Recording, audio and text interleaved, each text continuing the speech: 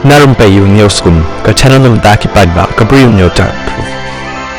Kayeng kasyari jang ka Iran hakat sengi baar kalapan banas din pasi ya arngut ki riu persya sorkar ki bay shimbenta hakat jingya ki persya sorkar hau kalalengkot jang news nam. Ya ketika rai penyap persya ya Abul Fazl Sepahi baru Amir Hussein Safari la depen terekam hakat teka step. Laong ka Mizan online website jang katanat bishar jang ketika ri. Kumbalaya tu bakatega jing penyap kalalong hakamadan hakan nongba melak syahir hakapang pedeng jang kejela Isfahan hakabakiri upai ba kilaya dan lang ban sakhi ya kateka jing penshitam hakatega sengi kita ki arngut kila sya lap bakila thombor ki pulit daki waj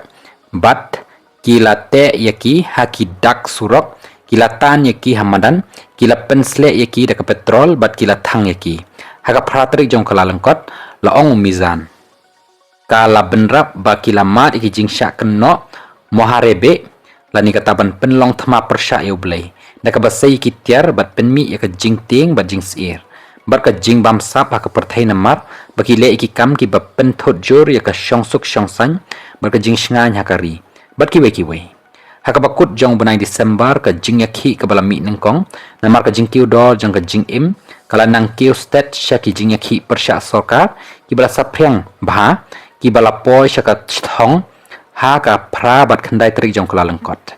ki borsen sha jong ka Iran ki layathu bapalat la hajar ngut ki layap daka ba pensyong nong rim ya ka te ka jing sha thombor ha ki kam le no bala penlong dak Amerika bat ka Israel at ba ki ken hun ya da ya ka hok long briu man briu ki badan shabari ki penskem ba ki bor pahara ki la siat ki nang yakhi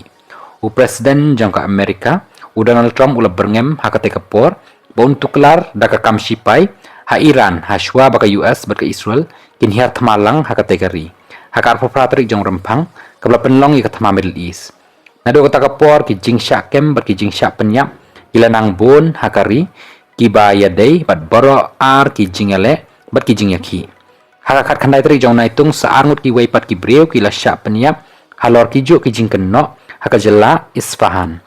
tatkum ka Amnesty International ka Iran ka penlong ya kari ka baar ka babon ki kam penyap breu na kino kiri hadin ka China